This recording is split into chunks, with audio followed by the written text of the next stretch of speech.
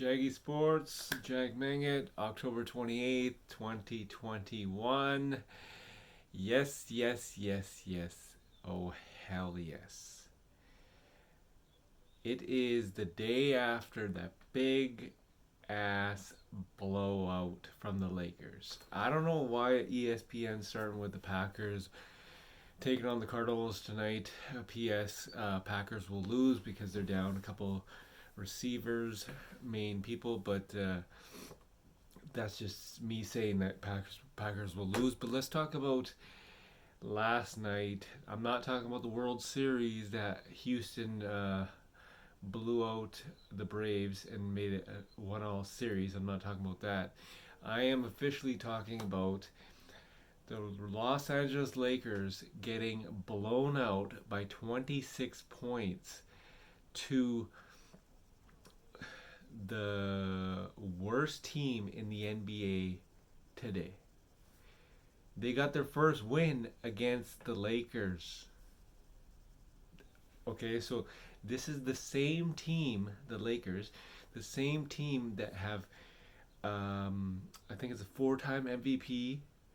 I believe it's four-time Finals MVP as well. LeBron James. He wasn't playing. I get it, but this guy, after they lost, an hour after they lost that horrific game to the OKC Thunder, he had the nerve to go on Twitter and tweet about something else. Um, I don't know how to. I just don't know how to put it into words. Like he's probably thinking, "Oh yeah, it's just one game, whatever, whatever." But no, it's not just one game. It's more than that.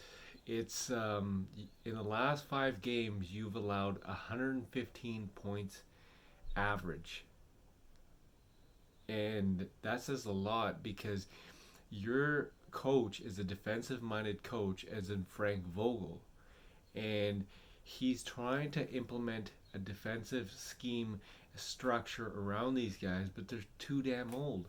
They cannot compete with all these perimeter players, and Avery Bradley, who's on a non-guaranteed contract. He's supposed to be this ultimate defensive player, but you could tell he's lost a step, and I just don't see how the Lakers are gonna move past this because they'll move past this loss because it's embarrassing. A um, you know Rightfully so. Russell Westbrook took offense to the last play by Baisley, the rookie who slam dunked it, and he goes, "Oh yeah, you shouldn't do that." Well, I get it, you shouldn't do that, but if what you should also not do is blow out, like lose to the worst team, and not even lose, but like a 26-point deficit erased, and you got blown out. Like it's just you suffered. In the last 25 years, there has not been a loss like that, and so Russell Westbrook is one to talk. I get it. He scored a lot of points and whatnot, but he did play a little selfishly um, in the last couple of quarters. I think it was the second half, especially the fourth quarter. I get it. He's trying to come back. Carmelo Anthony with an ugly, ugly air ball.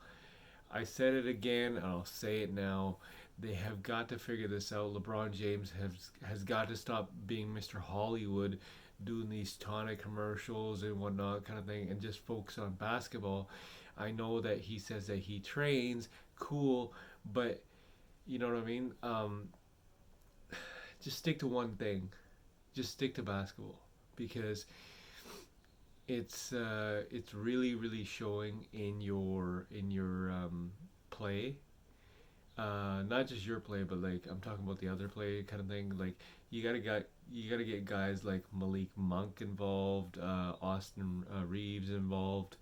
You gotta get uh, who's the other guy that they picked up? Kendrick Nunn, but he's injured. Trevor Ariza, he's injured. Um, Taylor Horton Tucker, he's injured. So it's just like They're 2-3 now. They play the I believe it's the Cavs tomorrow night. Yeah, they play the Cavs tomorrow night, so they have got to win. They're on the road. I'm pretty sure they're on the road. LeBron James facing his former team, and obviously he's going to come back to that. You cannot be out again for the third game in a row. Stephen A. Smith, his reaction was priceless. He was shocked. Shannon Sharp, he was disappointed, and Skip Bayless was laughing his ass off. Colin Cowherd, he's going at Westbrook pretty hard, saying that you're one to talk, saying, "Oh, I take a great offense to that." Like, yeah, I agree. I agree with Colin Cowherd. Like, um, absolute embarrassing loss by the Lakers.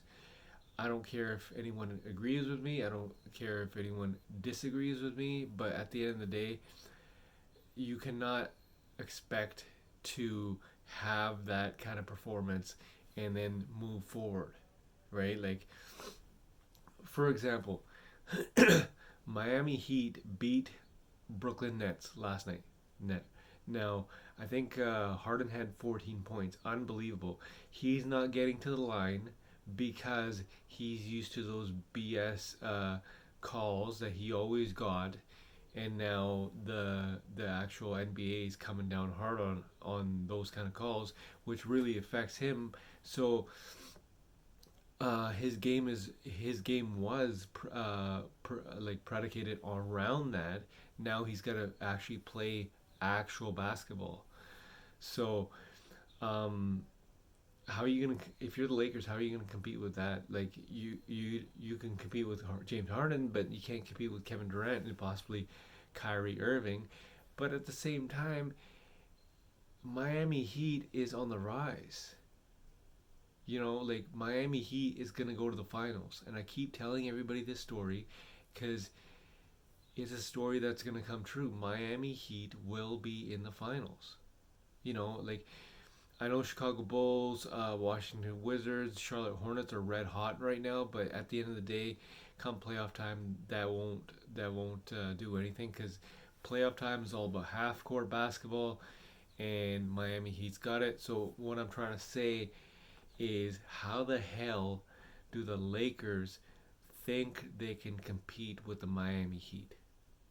They're the best team in basketball now and will be for the rest of the season, including the playoff season.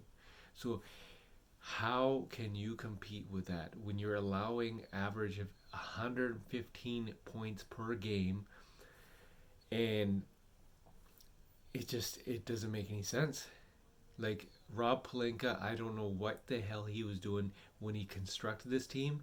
He got like average age, I think it was like 34 years old, when the rest of the NBA is like 20, 21-year-old kids and whatnot, and 25-year-olds in their prime.